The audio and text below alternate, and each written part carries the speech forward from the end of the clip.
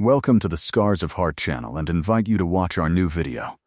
Margarita Stepanovna, why are you so busy again? A dacha is for relaxing. Oh, what kind of relaxation is that? Hi, Ninotchka. The elderly woman straightened her back and looked at her neighbor. Hey, I see you're not lying on a sun lounger either. I'm enjoying myself. So am I. My son and daughter-in-law have gone to the seaside, and who's going to pick the tomatoes? Trim the strawberry runners. Even if we were here, I'd have to do everything myself. And then there's this weather. Margarita Stepanovna looked up. I hope it rains a little, otherwise it's completely suffocating. Oh, Nina, the plump middle-aged woman looked longingly at the cloudless summer sky. The forecast says nothing is expected for the next week. That's just it. And that means it'll need watering this evening. Oh, I told Vanechka he shouldn't have bought such a big plot. 400 square meters would have been enough. But he doesn't. He needs to be like everyone else. And he's already chilling in the next world, while I'm still crouched here. Boria rarely comes by. They have things to do, work, and it's not you, Say. The neighbor waved her hand in agreement. What kind of help can children provide? You only have to rely on yourself. If you want, I'll ask Tanya to water your beds. And what, Tanyusha? Is it here? Here, of course. Where else? He sits in the attic under the air conditioner and works. Here, he says. It's quiet. And no one bothers him. What times we have these days, the elderly neighbor admired. Work from wherever you want, and you don't have to run for the tram every morning at 7 Tokro. That's true. Nina nodded in agreement. Then I'll tell Tanyuka to help. No, dear. Don't. I can manage on my own for now. Thank you for your concern. As you wish, she shrugged. Okay, I'll go into the house. It's too hot. You should also rest until 5 o'clock. And that's it. That's right. Work is not a wolf. Margarita Stepanovna nodded in agreement. She gathered up her tools, picked up the stool she sat on while weeding the beds, and headed for the shed. But halfway there, she suddenly stopped abruptly. Nina, what? The neighbor turned around, already climbing up her own porch. Is Tanya going to town? I don't know for sure. I think she was planning on tomorrow. What, do you need to bring something? No. On the contrary, I need to take it. I wanted to give you some lightly pickled cucumbers for Boris's arrival. Of course, I'll tell her to stop by before she leaves. Thank you very much, my dear. God bless you and your daughter. Nina nodded in gratitude and went into the house. Margarita had been obsessed with the idea of buying a dacha since she had just turned 40. She herself, a city girl, had heard plenty of stories at work about fresh greens, cucumbers, and tomatoes from her older colleagues, who were keen on gardening, and returning home from work, she said to her husband, Vanya, "We need to buy a plot of land outside the city." Why? He was surprised. Up until that moment, the conversation about a dacha had never come up in the family. You always complain that in a 3-room apartment everything is on you, and here we also have a dacha. You don't understand. We will be there to relax.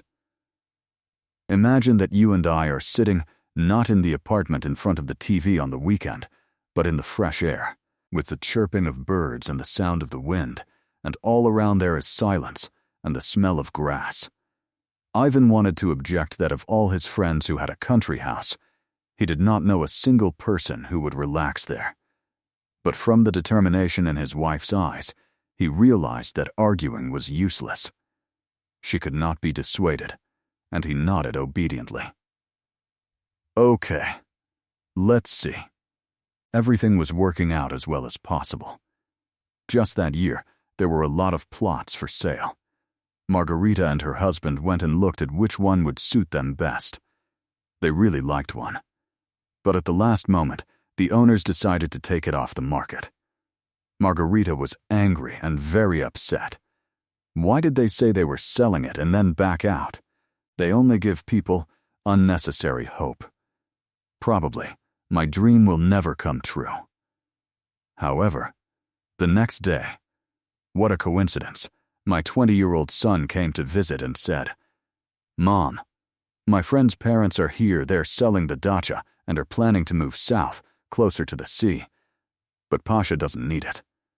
Maybe you should look with your father? Pashka, he says the location is good, the house is solid, and they'll give you a discount." Why the discount then, if everything's so good? Father narrowed his eyes incredulously. Because they want to leave quickly, and because we know each other, and it's always easier to sell to your own people than to look for strangers. The plot wasn't bad. Of course, it couldn't compare with the first one, but it was well kept and tidy. Plus, the owners promised to leave all the tools and other utensils behind, which meant there wouldn't be any extra money after the purchase. The only thing that confused Rita was the 600 square meters. She'd originally been planning on 400 square meters. Why does she need so much land?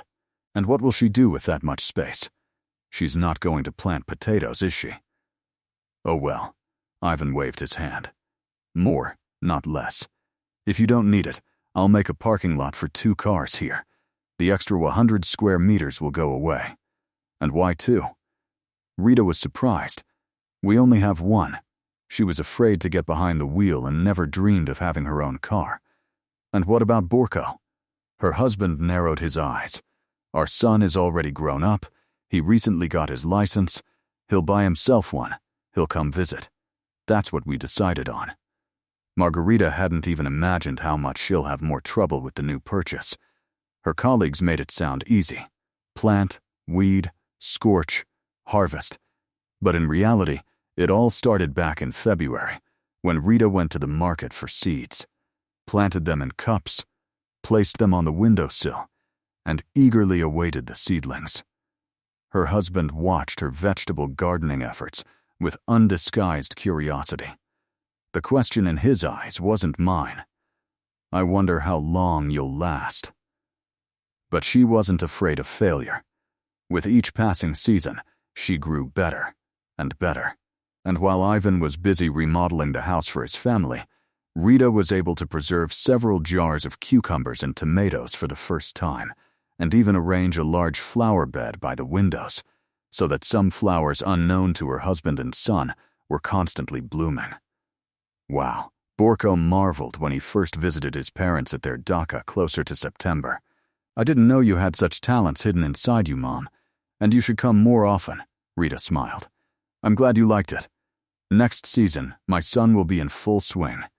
He appreciated his parents' dacha and came over with some friends for a barbecue.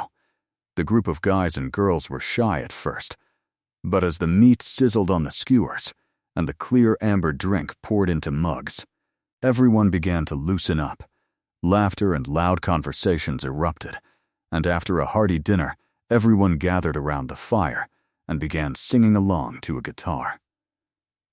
Rita and Ivan sat inside, watching the festivities from the window, trying not to disturb the young people's relaxation. At one point, the man moved closer and put his arm around his wife's shoulders. "I'm glad you talked me into buying a dacha," he said in her ear and kissed her on the cheek. "It's good that you agreed to buy it," she smiled back, not taking her eyes off the mesmerizing flame, which was clearly visible in the darkness. In that very company, as Borka later claimed, was a girl named Olia, whom a couple of years later he introduced to his parents as his fiancée. Polya fell in love with Igor at first sight.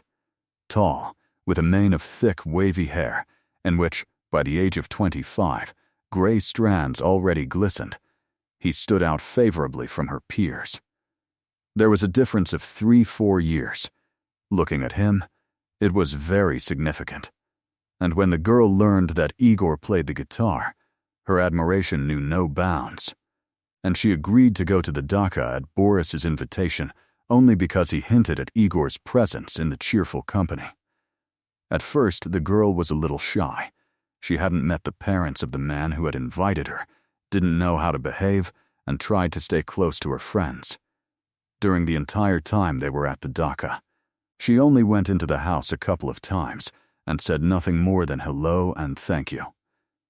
But she listened, mesmerized, as Igor played the guitar, the reflection of the flames reflected in his eyes, and the way he lost his head as he strummed the strings.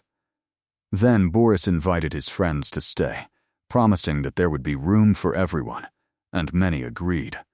However, Igor said he had to go to work early in the morning, and getting there from outside the city would be difficult, so it would be better if he went now. Olga decided she shouldn't stay either. 2 other guys were also getting ready to leave. Yesterday, they piled into Igor's car and drove back along the highway at night, into the city. It was an unforgettable journey for the girl. She kept looking at the back of the driver's head or out the side window at the road, but at some point she glanced in the rearview mirror and met Igor's eyes. "Tired?" he asked sympathetically, and in response to her nod, he said to the other passengers, "Guys, do you mind if we take the lady home first? We'll be there soon. Just be patient." "No, no." Olga wanted to scream. "Why don't you drop me off last?" But in reality, she only smiled gratefully at him. After that trip, they crossed paths a few more times in the same groups, greeting each other with glances and nods, smiling, and even occasionally chatting about something insignificant. Olga's heart melted every time she saw Igor, but their relationship never went any further. After each such encounter, the girl began to dream about what a wonderful couple they would make. Then, these dreams faded, only to flare up with renewed vigor with a new encounter. This infatuation ended abruptly. Just before the new year, Olga's best friend Natasha suddenly confessed that pregnant. What? By whom? The girl was surprised, knowing that Natasha wasn't married, nor did she even have a boyfriend in mind. That's when it all came to light. Olga learned that her friend had also been pining for Igor, but she'd proven much bolder. They spent a few nights together, and when he found out she was pregnant, he immediately dumped her, explaining that it was impossible to have a family, as he'd been in love with a married woman for a long time. With this confession, not only did Olga's friendship with Natasha fall apart, but she also lost all love for the handsome guitarist, who, upon closer inspection, turned out not to be such a good guy. Some time passed after the breakup with her friend, and Olga turned her attention to Borya, who, as she later recalled, was always hanging around somewhere, but never pushing himself. At first, they simply became close friends, going to events together and socializing in the same group. It seemed like there was nothing between them, and couldn't be. However, a moment came when the girl suddenly felt like she missed her friend's presence and wanted to see Borya more often. Almost immediately, he seemed to he read her thoughts and appeared out of nowhere. "Oh, hi," the guy smiled widely and sincerely. "I was just passing by and thought of you." "Really?" Olga was delighted. "I was also thinking about meeting up. Long time no see. Fools think alike. Do you remember Igor? He's made it onto the stage and is giving some concert. Would you like to go see him?" she asked, surprised, now, even after a short time had passed. When the veil of infatuation had fallen from her eyes, the girl already understood perfectly well that Igor had no outstanding qualities other than his looks. He played mediocrely, sang even worse, and with that, you could break into the stage. Well, Sobori was confused. I don't know for sure, but it seems there's some kind of city festival planned, and in honor of it, they're gathering local talents. He was one of them, and even invited me to watch. Olga, on the one hand, wasn't really keen on going to Igor's concert, but on the other, she'd always been interested in gatherings. Why not agree? The concert really wasn't great. After the first act, the friends left, never having seen their friend perform. There is one plus in this. Borya laughed when they went outside. He tried to find something good in any situation. And the girl also really liked this trait of Borya. It was easy and fun with him. What is this? She looked at her companion with interest. Now I know who will win in the nomination of the worst concert of the year. I think I know it too. Olga supported his laughter. She felt some kind of kinship with her friend, and from that evening, probably, their romance began, although they confessed their feelings to each other a little later. From that very concert, Olga stopped being angry with herself for her first love, and even remained grateful to Igor in some way. After all, if it were not for him, she probably would not now have such a wonderful husband, with whom they coincided in many ways in mood, and in desires, and even in many interests. Therefore, when Borya brought her for the second time to the dacha to his parents to introduce her as his bride, the girl already felt more confident, although still a little embarrassed. Margarita Stepanovna. Margarita Stepanovna. The neighbor was standing at the fence between the plots when an elderly woman, hearing her name, she left the house. What happened, Nin? Nothing. You yourself wanted to deliver something to the city. Tatiana is getting ready to go. Oh, really? How good that you told me. Otherwise, being such a fool, I would have missed everything. I'll run, now. The woman ducked back into the house and immediately stuck her head out the door again. Ninok, what? Where is she going? There's a break in the commuter trains now. The neighbor laughed. Oh, come on, Margarita Stepanovna.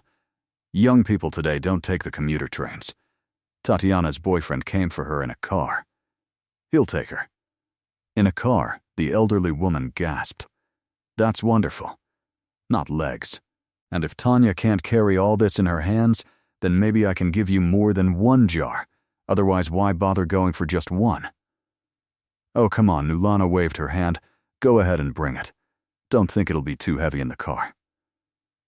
About 10 minutes later, Margarita Stepanovna appeared on the neighbor's doorstep. Hi, Tanyusha. Your mom told me you'll be driving. Then you might want to grab these jars and a bag of apples, some early ones, because the kids are coming in 2 days, so we'll have something to snack on. The neighbor's slender, skinny daughter looked 18, well, 20 at the most. Perhaps her short, almost boyish haircut and the t-shirt and shorts, a little stretched out, a little dirty, just like a teenager's, gave her a youthful look. In fact, Tanya was approaching 30. Yes, of course, Aunt Rita. Go ahead, the girl nodded, took the bags from the old woman's hands and was about to carry them to the car waiting at the gate, when she suddenly stopped abruptly. Aunt Rita, if they don't return until the day after tomorrow, how will I give them to them? Or will I have to stop there in 2 days? I wasn't planning on staying in the city for that long. Come on, dear, no need to wait. Just drop it off as soon as you leave. I'll give you the keys. Margarita Stepanovna took a bunch of keys from her pocket and handed them to the girl. Look. This is the top lock, and this is the bottom one. It's all simple there. You're a smart girl. You'll figure it out once you get to the 6th floor. Just open the door. Put everything back where it is in the hallway, even on the threshold, and slam the door. It won't go bad in a couple of days. And if you need to go into town yourself, how will you get there without your keys? I won't need to. I rarely go there. Bring them when you get back, and if you're late, it's no big deal. I can live without going into town. Borya will be here in 2 days. I'm just keeping them as spares. You never know. My son or daughter-in-law might lose them, forget them, and slam the door so they're there. Thank you very much, Tanyusha. Sorry for the trouble. What trouble, Margarita Stepanovna? We'll be passing through your neighborhood anyway. Thank you, dear. Have a safe trip, Tanyusha. Oh, knock on wood, Margarita Stepanovna. You don't say such wishes on the road. Yes, the elderly woman said in surprise. We used to talk like that all our lives. And what do they wish for now? Nothing, Tatiana shrugged. Good luck, or just goodbye? Well then, goodbye and good luck. Margarita walked into her yard and watched through the fence as a man got out of his car and helped the neighbor's daughter load her luggage into the trunk. then waved his hand at no one in particular and everyone following Tanya, and the car, its engine purring, smoothly pulled away. What, Tatiana's fiancé never comes to see you? Margarita Stepanovna looked at her neighbor. And that's okay, Nina hissed angrily. I told her I won't tolerate him in my place. House, I see. But really, what's not to like? How can she like him if someone almost my age, an old womanizer and philanderer, has now decided to take on my Tanya? She, the fool, is really perking up her ears. I've been telling her for so long that they're not a match, that he doesn't love her, but her youth, and that they don't need her for nothing. Besides, he's been married more than once, and now he's getting divorced again. I ask, do you need it? In a couple of years he'll divorce you too. And do you know what she tells me? So be it. But I'll live these 2 years happily. We've already fought so many times, then made up, and then everything starts all over again. He's like a groom of discord. It's okay, Ninok. Don't worry. Give her time. She's a smart girl. She'll figure out what's what herself. I really hope so, Nina sighed. Okay, I'll go clean up while the house is free. That's true. I'll go too. Margarita Stepanovna put her hand to her forehead as if surveying her property. She stood there, thought about something, and then went into the house. Unlike many summer residents, the elderly woman never worried that her son didn't come here often. Of course, she sometimes put on a show in front of the neighbors, sighing about his reluctance. The younger generation was tasked with planting and harvesting. But this was more for show, to stay on track. In reality, Margarita Stepanovna held no grudges or resentments, and while he was alive, she often calmed her husband when he became angry. Vanya, remember when you were Borya's age? You really wanted to garden. Well, I didn't have a garden then to want to, the man countered. Well, Borya doesn't have one either. This is our dacha. Just remember, you ever thought about going out of town and relaxing in peace? Peace? Probably not. You wanted company around the campfire, singing and partying all night. There you see. And why did you decide Borya was different? He's enjoying his youth. Let's not interfere with him.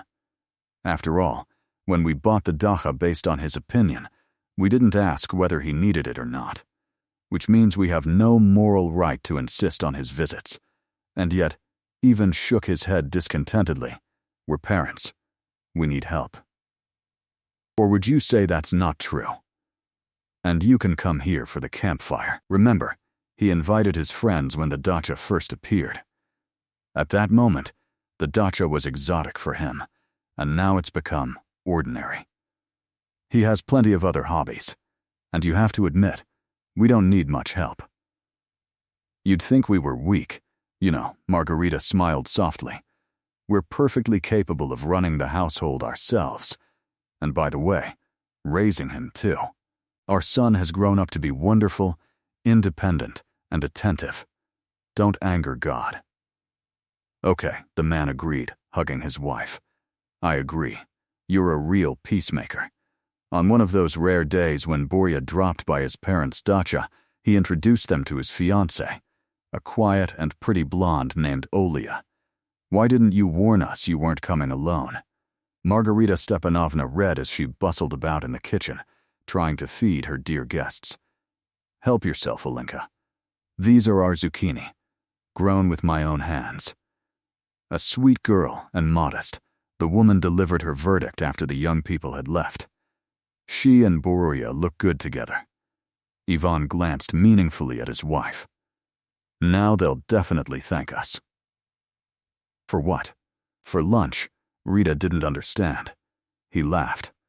Well, and for lunch too, I guess. For the fact that you and I have a dacha. He'll get married soon, and the kids will go. Where should we take them for the summer? To their grandparents' dacha, of course. Oh wait, you. Rita waved her hand at him with a laugh.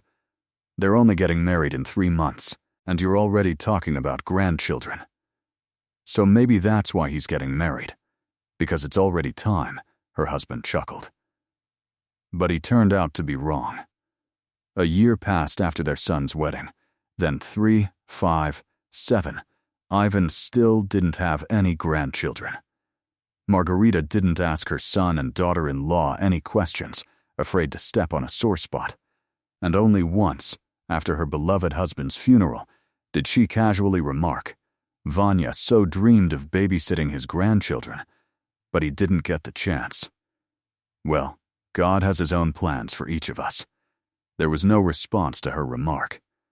However, the woman hadn't expected one. For a while after the wedding, Olga was surprised that she and her husband had similar tastes. They liked the same dishes, performers, and art genres. They dreamed of vacationing in the same places. But is that really possible? My friends have it all differently, the girl mused. She wants to go to the sea, and he wants to go to the mountains. She wants to go to an exhibition, and he wants to go to football. But for us, everything is very similar. Over time, Olga got used to this. Coincidences, but she was still amazed one evening when, returning from work, she found a guitar at home. Oh, where did we get an instrument?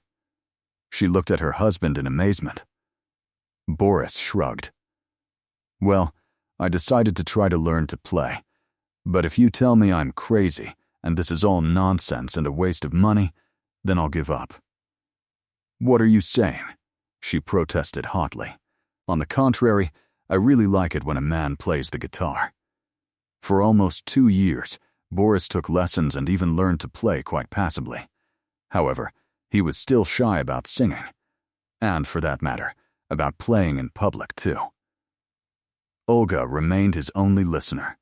But when they sat down on the sofa in the evening and Boria picked up the guitar, his wife felt like the day could not have ended better.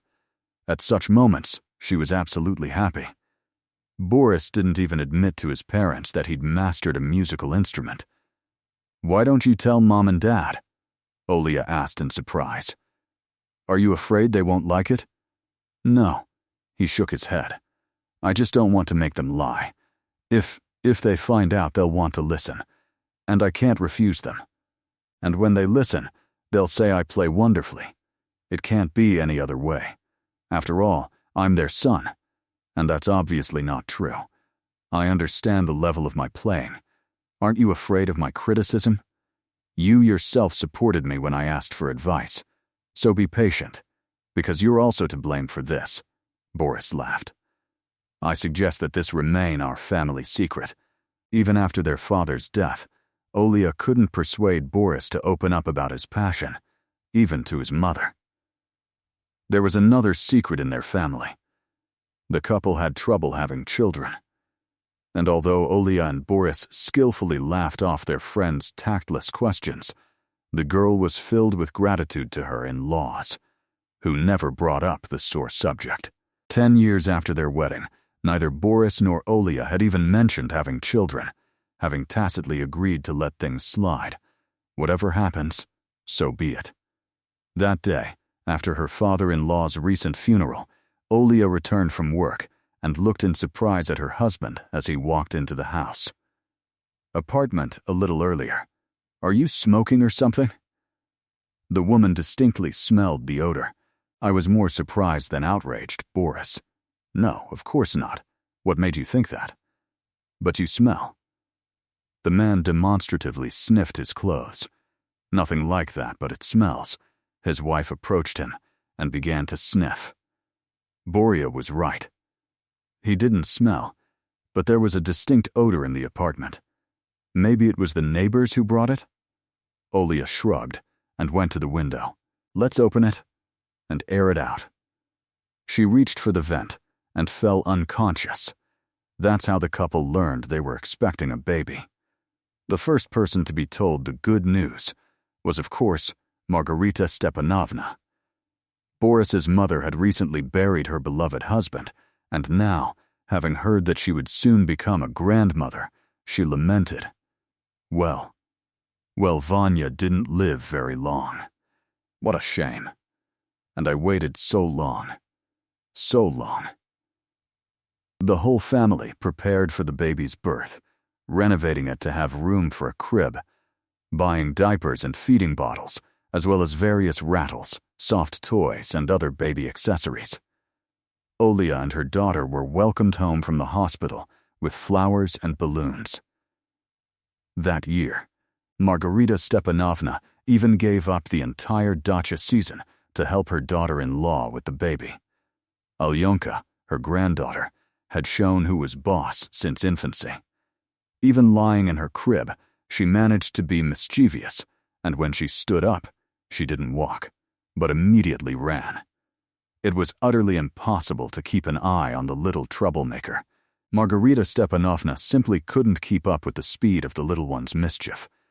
Even her father's guitar-assisted lullabies calmed Alyonka only before bed. At any other time, the girl listened with half an ear, eager to run away. Her son and daughter-in-law let the tired Donelse Margarita Stepanovna go to the dacha and promised to bring their granddaughter there. For the first 3 years this was barely possible, with some persuasion, but then it became completely impossible. Alyonka didn't like the fresh air. Her hands and face would swell from insect bites. Nettles stung painfully, and needles from the pine tree on the property would pierce her heels when the girl ran out into the yard. As soon as Alyona got older, she would start having hysterics about not going to the dacha. She wants to, but would rather ride her bike in the yard with the boys, racing each other. Then, Boris, with a stern fatherly determination, enrolled his daughter in a sports club. And lo and behold, it turned out to be both the best and most controversial decision from the parents' point of view. On the one hand, Alyonka began to show remarkable talent, channeling all her energy into achieving results, and the coaches promised her a bright professional future. But on the other hand, the older Alyonka got, the less her parents saw her, let alone her grandmother. "I feel like I only see my granddaughter on TV at competitions," Margarita Stepanovna lamented to her son. "Mom, you won't believe it, but neither do we," Boris agreed. She stops by for half a day, packs her things, and rushes off again. Olia really hopes that after Alyonka finishes school, she will give up professional sports and get a proper profession. However, between you and me, Boris leaned closer to his mother. For some reason, I think this won't happen. Training camps, competitions, then more training camps and more competitions. Alyona got a half hour at best. There were only a few months a year when she could afford to relax, and even that time, the young girl preferred to spend with friends, with her teammates, rather than with her parents. Each visit to the young star's home and to her grandmother's dacha was celebrated more than New Year's and her birthday combined. The coaches were right. By the time she reached adulthood, Alyona had not only won all the major competitions, but also earned enough money to buy her own apartment and a car. Boris's predictions also proved correct. After receiving her diploma, Alyona declared that she would pursue exclusively professional sports. "Daughter, how can this be?"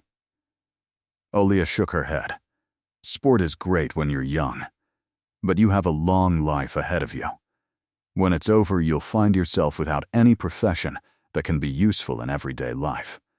And I won't have an everyday life. I'll become a coach, or a sports agent, or a commentator. I have many options, so don't worry about me." And as if to prove her point, Elena, out of the blue for everyone in her family, married a Spanish gymnast, changed her athletic citizenship, and left the country. This time, Boris was furious. Now Margarita Stepanovna and Olga tried to persuade him, put his emotions aside, and accept that his daughter's decision was her life, one he couldn't live for her. Therefore, quarreling with his only daughter was a completely stupid and futile idea. Boris finally agreed, but for a while he spoke to Alyonka and her husband through clenched teeth. After another trip to Olga's dacha, he and her husband entered the apartment, and Olga began looking around restlessly. "Are you forgetting something?" Boris noticed.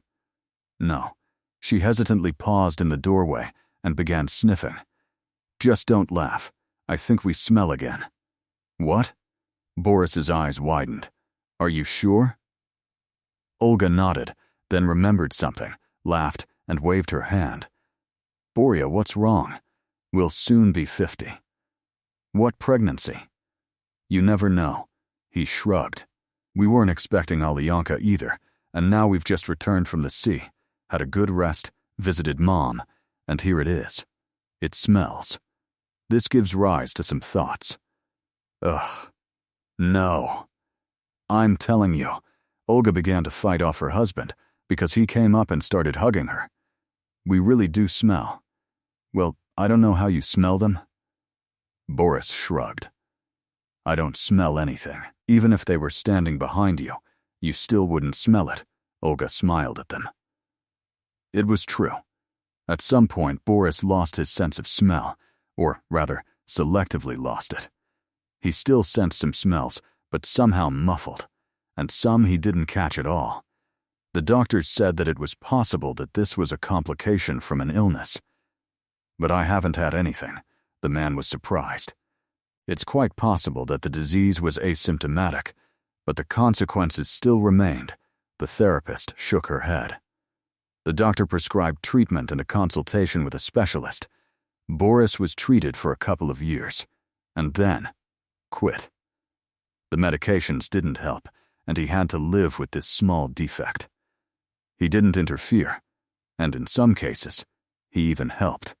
Where others would wrinkle their noses and try to move away, he could calmly approach, do what was needed, and experience no discomfort.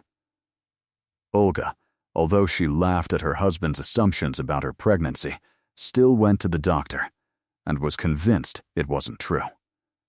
However, the smell continued to haunt her, particularly at home. Olga didn't notice it anywhere else. Moreover, she didn't mention it to her husband, but mixed with the scent of men's perfume. A very pleasant one, by the way. Olga liked it so much that she even considered buying it for her husband. But how could she find it if she knew nothing about it except the smell? And did it even exist? Perhaps she simply had some kind of olfactory disorder. If Boris couldn't detect some scents, then why couldn't she detect ones that didn't exist? What if it was another complication of the same obscure and elusive illness? After all, they lived together and could have been sick together. Olga almost convinced herself of this when one day, walking past a man carrying groceries at the mall, she didn't smell the same scent. The woman stopped dead in her tracks. She could approach and ask, but what would they think? The 50-year-old woman rushed at a young stranger, especially since a very beautiful girl, about Alyanka's age, approached him. Olga had already walked about 10 meters away. "So what? I'll just leave like this and not recognize you. I'll regret it myself," she thought indignantly to herself, and turned around decisively. "Young people." The couple turned around in surprise. "Are you for us?" "Yes, sorry, this question probably seems stupid. If you don't want to, answer it. And what kind of perfume is the young man wearing?" "I really like it, but I can't find out the name." The girl smiled amiably. "You have good taste. I like it too." And I looked at her companion with an offended expression, like a big calf. "You only like my perfume." "Get in the car, Vitalik." The girl gently nudged him. "We'll discuss this later." She turned to Olga and explained, "I brought this perfume from Spain for his father, as a present for his future father-in-law, so to speak." But Vitalik didn't let her give it to him. He took it and said that Daddy would be fine. Now I'm even glad about that. The girl told Olga the brand and name, and found a photo online and showed her what it looked like on the screen. Then she checked that she'd written everything down correctly, and in a friendly voice, after saying goodbye, she went to catch up with her companion. "Alenka, are you planning on coming to see Dad for his birthday?" That same evening, Olia called her daughter. Well, then write down what gift you need to bring. Now Olga increasingly caught herself imagining the scent of that perfume at home. This was especially noticeable when she returned from her mother-in-law's dacha. Perhaps the fresh air heightened all her senses, and her brain was mistaking wishful thinking for reality. The woman justified herself. But she didn't mean anything else to Boris. He could have decided that she was obsessing over it. After all, when Alenka gives Dad the perfume, I won't be tormented by the question of where the smell came from anymore, she thought. Probably, Ninok. Thank you very much to you and your Tanyusha. Moito returned home last night, and there was a treat waiting for them. Someone was happy. If it weren't for your daughter, they would have had to sit hungry until morning. The neighbor nodded. You're welcome, Margarita Stepanovna. Can't we help each other out as neighbors? Let me know if you need anything else. And what about your Tatiana? Is yours planning on marrying her boyfriend? If only she could, he's planning to. But they're not proposing. On the other hand, thank God he's not proposing. Otherwise, I don't even know what to make of this son-in-law. He's old enough to be my husband, not my daughter's. Wait a minute to get upset. Just look on TV how many guys like him get married. And they live their lives. Maybe your Tatiana needs one like him. She may be young, but she's not that big either. You can't compare her to our Alyonka. That's like a hurricane and a typhoon combined. Even when she was little, she didn't have a moment's peace. However, like now, I don't know. When he arrives, then we'll find out. So, is he planning to? Of course not. Borya is turning 50 today, an anniversary after all. So, whether you like it or not, you have to respect your own father. Honestly, Nina, I hope she doesn't come alone, but with her husband, a Spaniard. I'll at least get to know him, otherwise I only know everything from the pictures they send. Yes, I send my regards. You see, she's a darling, but she managed to get married. And will yours have time? How old is she? I see she spends most of her time at home, working. And don't talk about it. Margarita Stepanovna, these are the times. Everyone is on their own. It was different before. We all got together to sing songs like construction teams, but now everyone closes themselves off in their own little hole sitting and typing. A friend told me that she has a son the same age as Tanya, and he and his wife will sit at opposite ends of the sofa and send each other messages instead of talking or hugging. I don't know how these days young people have children. They probably have them through the phone too, Nina burst out laughing. Okay, I'll go. Margarita Stepanovna. While my daughter's gone, I need to at least tidy up her room and the house in general. Otherwise, she'll come back in the evening, and in the morning it's back to the computer and work. You see, Nina, you're lucky in that. Your daughter lives with you at the dacha almost all the time. Only occasionally does she go away somewhere and immediately return. And my son and daughter-in-law rarely get out to see me, and there's no need to even mention my granddaughter. My only hope is to see her at Boris's anniversary. So you could go see her yourself, see what's going on abroad. What are you talking about? The elderly woman waved her hand dismissively. Who would invite me there? And then, when would I go? My gardening season is in full swing. Who would I leave it to? And when it's winter, my granddaughter and her husband have competitions. They don't have any there. They're traveling all over the world. So we live on different schedules. Okay, so it's kept you busy. I'll go. I still have a lot to do. Me too, Nina smiled and went into her room. Boris's birthday was going to be a difficult one, a true anniversary. And although the Soleils had long jokingly called themselves 50-year-olds, the round number was only now coming. Out of old habit, the man suggested Olga spend the celebration at her mother's dacha, but his wife firmly objected. What are you saying? An anniversary only happens once in a lifetime. People need to be invited. Where? To Margarita Stepanovna's dacha. And what about the pretty dresses, the hairstyles, the competitions? We can't play hide-and-seek in the woods. And then think about your mother. She has to cook everything, and then clean up after the guests. And they still need to be brought and taken away. Let's find a restaurant in the city and invite her there. We'll take your mother there just in time so she can take a break from the garden. And she saw how her son was valued and respected by his colleagues and friends. God willing, Olenka and her husband will come over. Maybe Margarita Stepanovna will finally meet him. They've been living together in sunny Spain for 2 years now, and they still haven't gotten around to seeing their grandmother. Anyway, we're planning a celebration here, and you better think about when to bring Mom here. I suggest this weekend. Go to the dacha and discuss everything with her. Boris shook his head. I work on Saturday. So, we'll go after your shift. We'll talk on Sunday, and then late in the evening I'll come back here to go to work in the morning. By the way, you can stay. Otherwise, Mom will be upset that we came and then left right away. Especially since she probably needs help there. She's been asking me to fix the tiles and renovate the porch for a long time.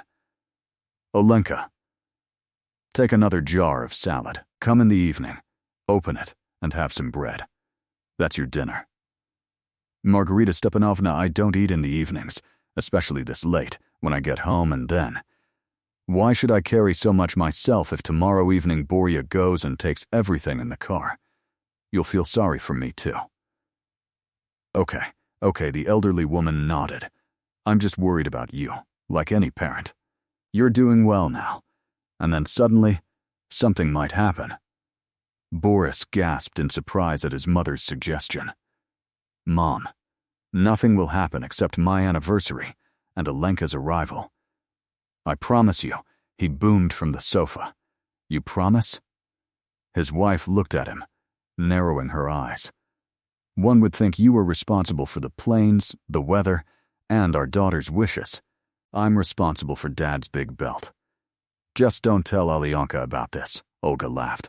Otherwise, she's a quick one. Your hand only reaches for your belt, and your daughter Futit is already somewhere in Paraguay at another competition.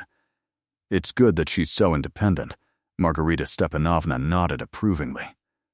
And then Nina's daughter hasn't left her room for 3 days, and she brings her all the food right there, and washes the dishes, and cooks all sorts of pickles.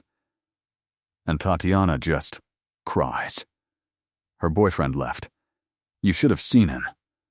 Older than you, but he acts like he's young and so important. He hasn't even visited Ninka once. It's obvious he's not his status. You said she forbade him herself. Boris recalled an old conversation with his mother when she was sharing local dacha news. So she forbade him. So what? If you love your daughter, be kind and build a relationship with her mother, and not just wave your hand from behind the fence.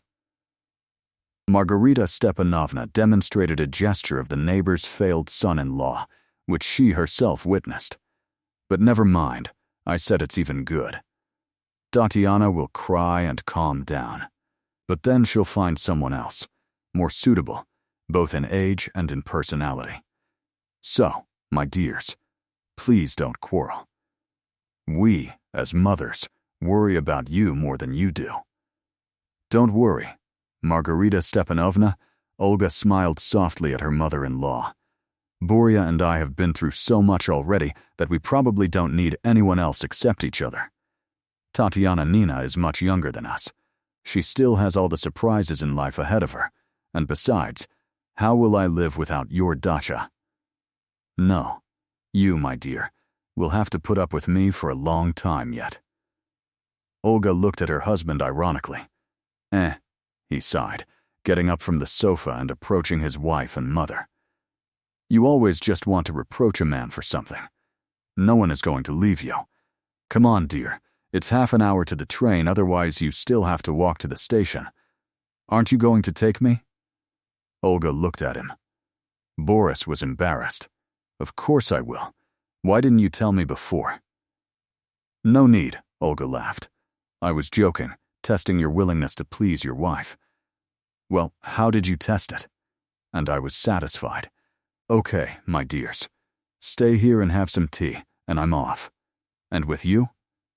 The woman turned to her husband.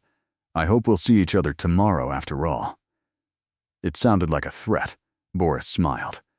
"That's so you don't get too relaxed." Olga kissed him on the cheek, picked up the bags her mother-in-law had carefully packed, and headed towards the station. Previously, before Borya bought a car, they used to go to Margarita Stepanovna's dacha by electric train all the time. But many years had passed since then. Olga looked with interest at how the landscape outside the window had changed, how many new dacha villages, buildings, and even some enterprises had appeared along the railway. She was so carried away by the comparison between how it had been and how it had become that she almost missed her own stop, only making her way to it when it was already announced. The woman took her bags and hurriedly began to make her way to the exit. It was a Sunday evening, and there were a lot of people in the carriage. Everyone was returning from a country vacation, so Olga got into the vestibule when the doors were already starting to close. She had to push a bit to get out in time. Phew. The woman exhaled, finding herself on the platform. Well. She was lost in her dreams. Like girl, just a little bit more, and she'd have to take the bus halfway across town to get home.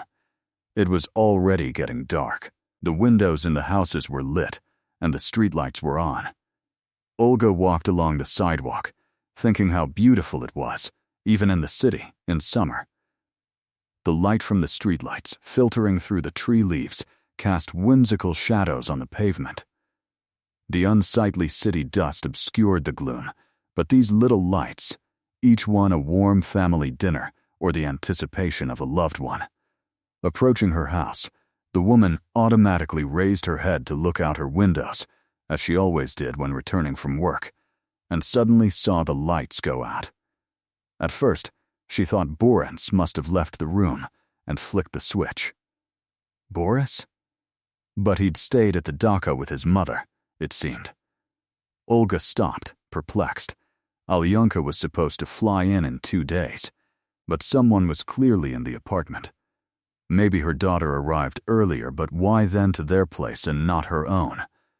Or was it Borya who overtook her in the car and decided to surprise her? Exactly, it was definitely Borya. She nodded. Olga opened the front door for herself. Now she would find out why he'd decided to leave Margarita Stepanovna earlier, and why, in that case. He hadn't met her at the station and helped her carry her heavy bags. And only then, in the elevator lobby, did the thought occur to her? What if they were robbers? And was she being reckless, rushing to meet them? Maybe she should call the police? But why had they turned on the light? Olga's thoughts kept coming, one wilder than the other. The elevator indicator showed the 6th floor, the very one where their apartment was located. Well, I'll wait and see who comes down, the woman decided. She leaned her bags against the wall and stood a little to the side. After all, the robbers were unlikely to know what the owners of the apartment they'd broken into looked like. A few seconds later, the elevator doors swung open, revealing a couple in front of Olga, a young woman and an older man. A little Olga. The woman didn't even pay attention to this remark, because she was literally dumbfounded. First, by the smell of that very perfume that she kept imagining everywhere, and then by she recognized the girl's companion. He had certainly gained weight, his face had become puffy, and the years were clearly visible at the corners of his eyes, but the same hair and gaze left no doubt. "Igor," Olga said, stunned. The man looked a little embarrassed, then looked at her, and incomprehension slowly gave way to recognition. "Yes, and we definitely know each other. We were in our youth, Olga." She nodded and turned to his companion. "Hello, Tatiana, and your mother assured Margarita Stepanovna that you haven't left your room for 3 days, crying because the man you loved left you. Is that him?" Olga nodded toward her old acquaintance. Sorry, we're in a hurry, Olga said, catching up with her partner and trying to get around the woman blocking their exit. Olga had no doubt who exactly was leaving her and Boris's apartment, and it couldn't be a coincidence. Stop, she said, her voice truly commanding. Now you're going to come back and explain what you were doing in our apartment, or I'm calling the police. Olga, please don't call the police. The old acquaintance raised his hands placatingly. We can explain everything, right? Tanya? Well, at least let's try. I hope you won't be a fool. Nina looked at her daughter as she said goodbye before she was supposed to leave for the city. Mom, what are you talking about? About how fate itself gave you the keys. It would be stupid not to use them. You might get pregnant, and then your old man will be stuck with you. I'll figure it out myself somehow, Tatiana said angrily, grabbed her bags, and headed to the car. Nina had been eyeing her daughter's suitor with suspicion ever since the first time Tatiana introduced them at the mall. The mother had gone to look at new clothes for the new year and came face to face with the couple in love. The daughter had nowhere to retreat. Mom, meet Igor, she said, looking at her companion. Igor, this is my mother, Nina Vasilievna. Nice to meet you, smiled the man, who looked clearly older than his girlfriend's mother. At home, Nina began to give her daughter a hard time. Don't you have enough people your own age? You found some old man and are having an affair with him. Mom, don't yell. Did you and Dad have a big age difference too? So what? You know, 17 years isn't 30. There's not 30 between us. Well, 25. But I'm not you. I choose for myself, not for you. Why are you going to such lengths? Why do I need people my own age if they don't have a penny to their name? Does he have any? Or just debts, alimony, and ex-wives? Now that's none of your business, Mom, so. You're looking for a wallet? But of course, I don't want to spend my whole life shuttling between the apartment I rented out for the summer to earn a little extra money and the dacha, where prying eyes and gossip about the neighbors lurk behind every fence. Oh, I see. By the way, I'm doing this for you. Mom, don't tell me that story. Leave it for the neighbors to hear and talk about. Not for me, but for yourself.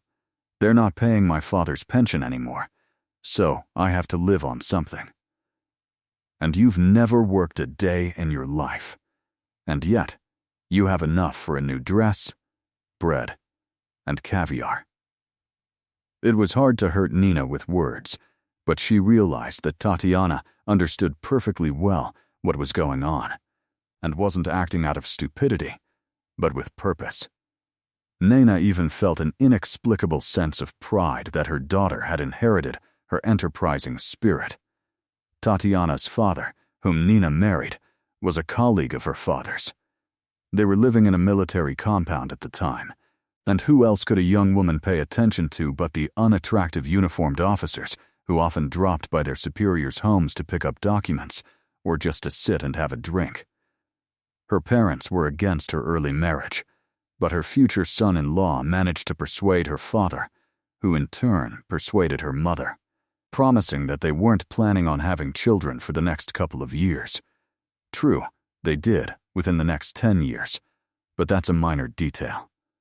After the birth of their daughter, the elderly father didn't live long, dying of a heart attack right there in the garrison. Since Nina wasn't working, she and her young child were awarded a substantial military survivor's pension. It was assumed that her husband had died in the line of duty. The young widow and daughter went to live with her parents, who had by then finished their service, and moved to the city for civilian life. Then, her parents passed away, leaving behind a large apartment and a dacha plot, and soon her pension ran out as Tatiana grew up.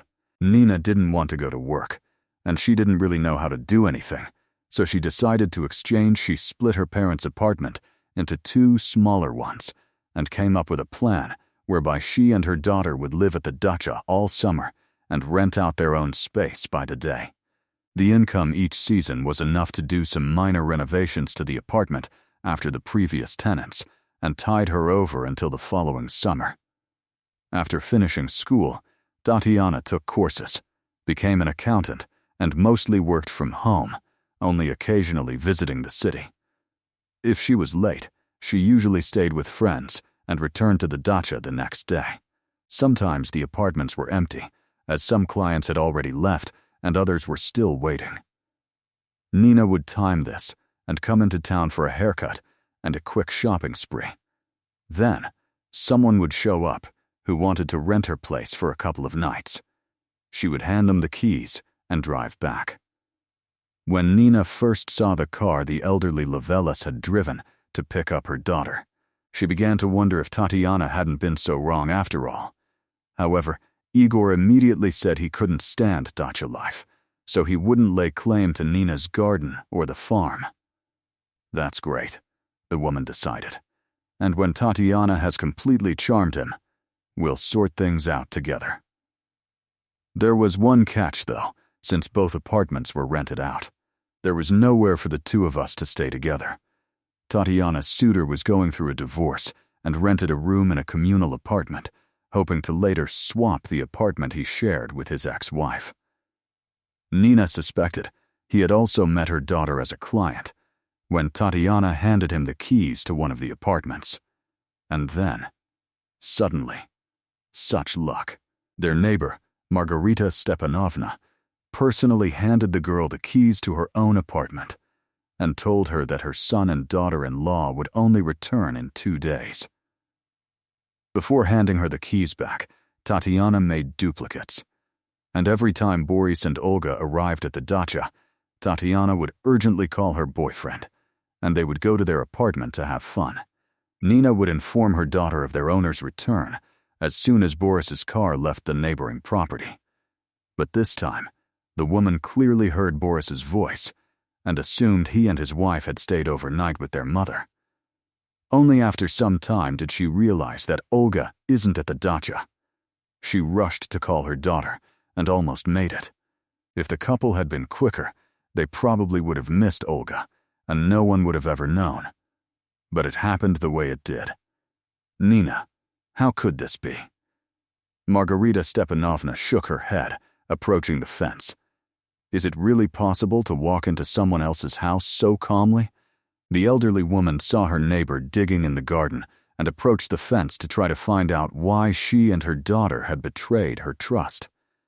Nina straightened her back and looked at her. What's wrong? Your apartment was empty anyway. They weren't bothering anyone there. They didn't take anything. Where else could they go? Your eyes are shameless. You have 2 apartments. You could have given them 1. Well, yeah, what's wrong? Let them arrange their own lives, but these are my apartments, and I earned them with my own head. So don't open your mouth for someone else's piece of land. So, you can't take yours, but you can take mine. Margarita Stepanovna was amazed, shaking her head and heading to her garden beds. She realized that her neighbor didn't feel guilty at all, but on the contrary. He thinks they did everything right and doesn't understand Margarita's reproaches. That evening, Boris rushed off and came home. Olga, threatening to call the police, forced the uninvited guests to stay and wait for him. They took the duplicate keys, talked, and sent Igor and Tatiana on their way. You see, I wasn't imagining the smells at all. The woman smiled with relief when the long evening came to an end. It's Igor that's smelling. That's true, Boris nodded. I didn't tell you, but I've also sometimes been surprised that the guitar seemed to be lying differently. Once I noticed that someone had carelessly dusted it. I thought it was you, but I kept quiet so you wouldn't be offended. Now I need to somehow tell Mom everything and ask her not to communicate with Nina. The man shook his head. I think it's useless. Maybe there won't be any more transmissions through her, but they will still talk. After all, they are neighbors. In that case, Maybe we should put a fence between them so they can't see each other, Olga continued. Boris nodded, agreeing that this would be the best solution. Margarita Stepanovna looked attentively. She watched a fairly young woman tidying up the neighbor's plot after the winter, then called out to her. "Good afternoon. Excuse me, I don't know you. Who are you to Nina?" Nina, the stranger froze in surprise. "And you mean the previous owner, Nina Vasilyevna? So she sold me this dacha. My name is Olga, Margarita Stepanovna. Nice to meet you. My daughter-in-law's name is Olia, too. They are coming with their son. I will definitely introduce you." And why did Nina suddenly sell the dacha? I don't know, the new neighbor shrugged. She told me that she was tired of pottering around in the soil. She will live in the city from now on. But not really, the woman shook her head, thinking about where Nina was going to live if she rents out apartments. What difference does it make? Margarita Stepanovna, the daughter-in-law, chuckled when she and Boris heard this news together. She left, and thank God, let her live wherever she wants. The main thing is that neither she, nor her daughter, nor anyone else we know ever shows up in our apartment again. That'll be less of a problem for us. Then we don't have to put up a high fence. Your new neighbor, she's like a very good girl. And she's probably about the same age as you. By the way, her name is also Olia. Come on, finish your tea and let's go. I'll introduce you. Okay. The son nodded, taking a sip. Just let's agree, Mom, that no matter how nice she is, you won't give her the keys to the apartment. Okay, what, is that completely impossible? The mother looked at him questioningly, and seeing his astonished look, she laughed. Well, of course, dear, I was just joking. And Margarita Stepanovna began to pack a bag of treats for her new neighbor.